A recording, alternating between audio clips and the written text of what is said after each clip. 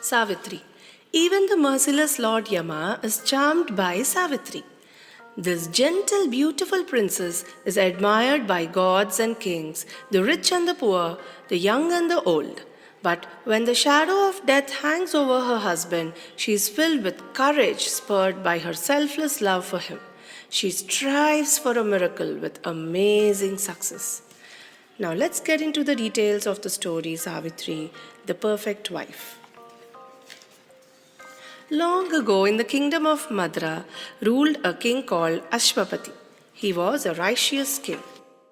He had many wives, as was the custom in those days. The palace echoed with their happy voices. But Ashwapati was unhappy. He had no children. Why are you sad, Your Majesty? I have worshipped the gods, but still have no child. Your Majesty, I have heard God Savitri fulfills many wishes. Savitri? Then I shall go to his temple. Soon a royal procession wound its way to the Savitri temple. From this holy fire the God will accept your offering. Will he fulfill my heart's desire? Then the temple was bathed in light and the God appeared before the king. You are pure in heart, your wish will be fulfilled. The months passed. On the day of the child's birth, the people gathered outside the palace gates waiting for the news. Any news? Do you think it will be a boy? In the palace later, go, tell the king it's a girl. Your Majesty, a princess has been born. At last. The whole kingdom rejoiced. The king gave away clothes and jewels. Long live our princess. I shall call her Savitri after the god Savitri. The palace was filled with the child's laughter. You bring up a daughter and one day she leaves for another home. Girls are like flowers. Wherever they go, they make the world beautiful. As she grew up, Savitri learnt music, philosophy and astronomy. Do stars rule our fate? Then to the growing girl came the knowledge of pain, of separation. Father, my friends say a girl must marry and go away. I will not go anywhere. Haha, it's not time yet for that, my dear. But time passed. Savitri had grown to be a beautiful woman. One day she came to her father. Father, may I go to the temple? All alone? Well, yes, you are old enough. In the quiet stillness of the temple situated on a hilltop, Savitri's heart was filled with happiness. Why didn't I come here before? On her way back, Savitri saw a group of young officers riding near the palace gate. Good day, princess. Why did you bow your head to me? Because you are our princess. Were she not a princess, I would still bow before one so beautiful. Savitri overheard the remark of the young officer and blushed red in the face. Such beautiful horses. Come, Savitri, we are getting late. The king had watched the incident from the palace window. Father, I have brought you flowers from the temple. Why are you red in the face, my child? Looking at the receding figure of his daughter, the king realized how beautiful she had become. Oh, it's the sun outside. I must find a husband for her. News of Savitri's beauty and learning had reached other royal courts. The Madra king's daughter is eligible for marriage. Look at my sons. How can you think of such a match? Another king's court. No, not my son. A learnt woman like her deserves someone better. It was the same story everywhere. The prince has grown up. Shall we approach the king of Madra? You mean Savitri? No, I don't think we can do her honor. No one dared ask for Savitri's hand. Have you received any proposals for Savitri? No, Your Majesty. The court jester came out with another idea. Why not let her choose herself? Are you joking? The king liked the idea. He called Savitri to his room. Savitri was reluctant. I don't wish to marry. Why do you want to send me away? It is said a father who does not give his daughter in marriage is a sinner. All right, father, I shall do what you say. It was arranged that Savitri would go on a trip through many kingdoms. The minister would accompany her. Look for a husband who will be your equal. Savitri was thrilled with the journey. She would visit so many holy places. While passing through a forest, they saw a young hermit walking by the side of the road. Savitri's eyes fell on the young man's face and she felt a strange emotion. So young and yet a hermit? The face was imprinted on her memory. Tomorrow we shall be the guests of the king of Varanasi. At Varanasi, my sons are brave and strong. You may make your choice, my child. For Savitri, a chance meeting had dimmed the rest of the world. Have you made your choice? No, let's go back home. What kind of a man do you want for a husband? How can I tell him? I don't even know his name. The chariot passed through the forest again. Savitri sensed that she would meet him again. I am thirsty. Can we stop for some water? I see a cottage there. I'll go and see. Soon she was startled by a warm, youthful voice. May I give some water to the princess? Yes, it's he, but he is a hermit. How can I? Savitri knew she had to know the truth. She could not go away. Please stop. Find out who he is. Everything. All right, I'll go. Soon the minister returned. He is no hermit. His name is Satyavan, son of an exiled king. But is he your choice? Yes. At last, Savitri returned to her father's palace. The king came out to greet her. Come home, my daughter. Have you made your choice? Yes, father. But Savitri was soon overcome with embarrassment. She could not speak. Why do you blush, my dear? She has chosen Satyavan. He lives in the forest. In the forest? But the conversation was soon interrupted. Your Majesty, Sage Narada seeks your audience. Oh, I must go and welcome him. What is this little conference about? My daughter has chosen a poor man for her husband. His name is Satyavan. Satyavan? Why did she have to choose him? The king had seen the look of sadness in Narada's eyes. Do you know him? Yes, his father, Dyumatsena, was king of Salva. After he became blind, he lost his kingdom. Then, why are you silent? Is it because they live in the forest now? No, not that. How can I tell him the real reason? Ashwapati kept on asking the sage, is he not noble? Is he not brave? He is the noblest and bravest of all. Finally, Narada had to come out with the truth. He is destined to die exactly 1 year from today. That means my child will be a widow in a year? Yes, if she marries him. Ashwapati was very upset. He called Savitri. My child, you cannot marry Satyavan. He is going to die soon. But father, I have already chosen him with my heart. How could I marry anyone else? At last, Ashwapati had to give in. Your daughter has made a brave choice. Please accept it. Yes, I will accept it. One day, soon after, a bridal procession reached the forest. The hermits came forward to receive and welcome them. At first, Dyumatsena was hesitant. Your child has lived in wealth. How can she be happy here? Please do not worry. She has chosen something greater than wealth. Her friends dressed Savitri beautifully. Have you seen the groom? He is so handsome. Yes, only for 1 year. Chanting the sacred mantra of marriage, Ashwapati gave away his daughter to Satyavan. The bride and groom walked around the sacred fire 7 times. They were married now. Then it was time for farewell. Be proud of your choice and be happy. As soon as her parents left, Savitri took off all her jewels and clothed herself in clothes of bark. Why are you dressed like this?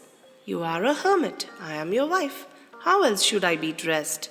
Satyavan took out a beautiful ring he had kept for her. You must wear this. See the stone. It is polished and you can see your face in it. Like a mirror?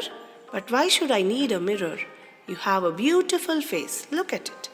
Savitri was extremely devoted to her parents-in-law.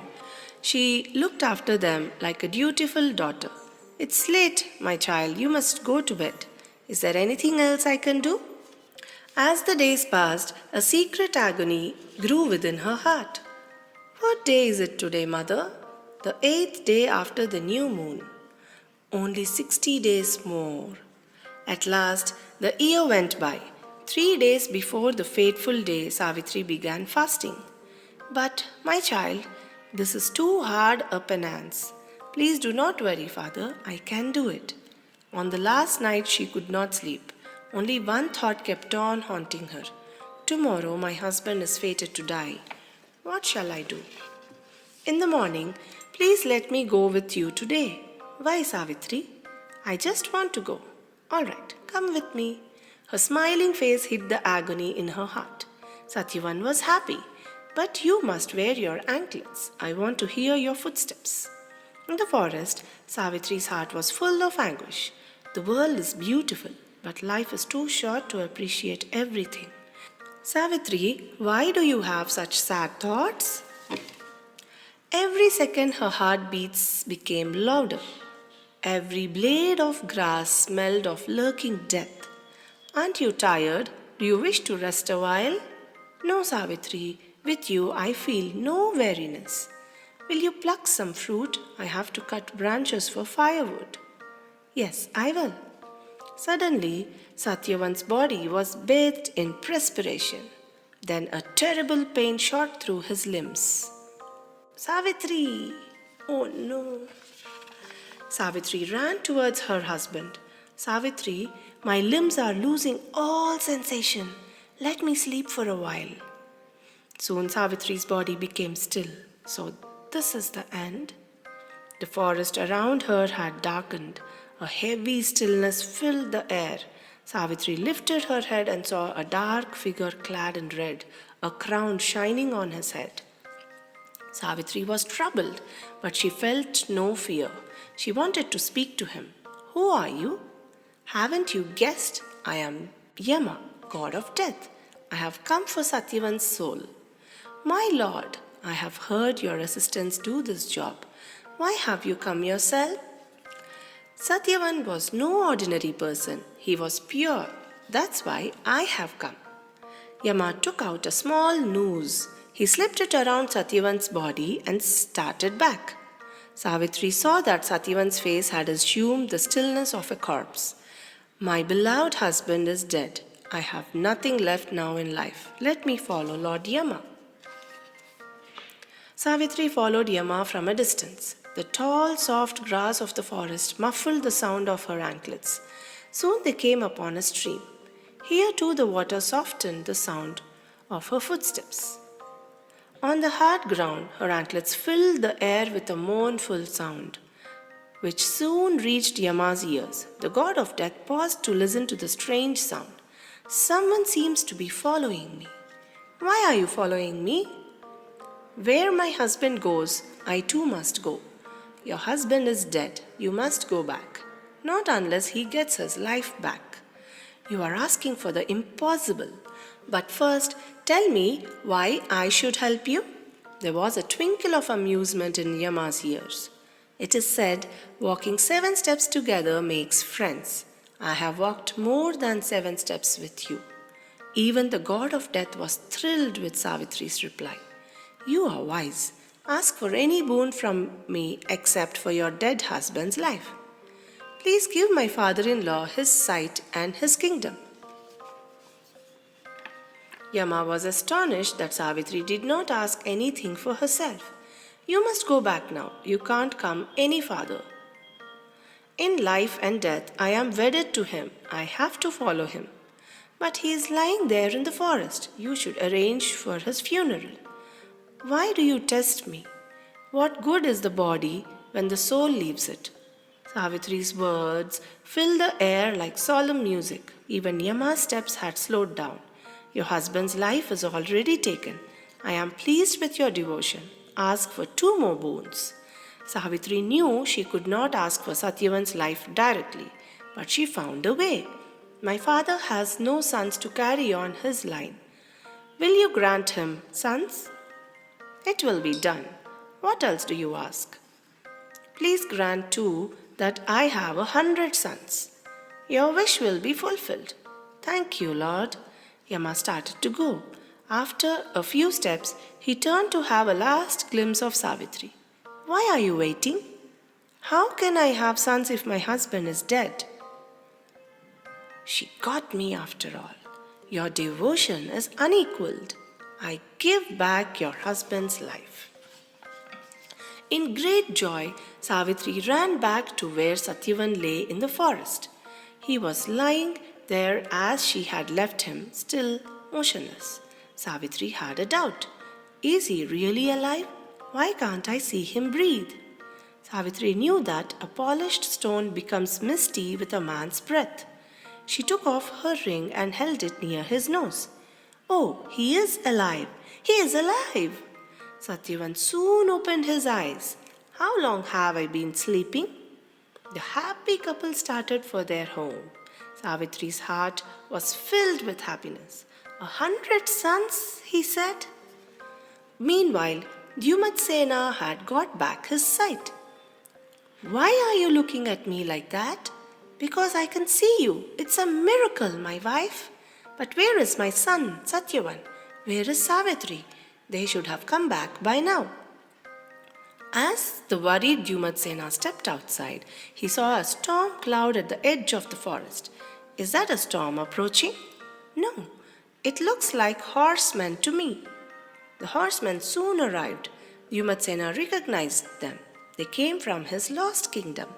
Your Majesty, the enemies have been defeated. We have come to take you back. Another miracle? But we must look for my son and his wife. Let's spread out in the forest. The searchers did not have to go very far. Satyavan, Savitri, you have come at last. Father, what does this mean? Savitri, you came to a poor home. Now you shall sit on a throne, and your sons will be princes, just as Lord Yama said. The exiles started for their kingdom. It was a joyous journey for all. Hope you liked the story. Stay tuned for more stories from Amar Chitra Katha series. Please like, share and subscribe for more such videos. Thanks for watching.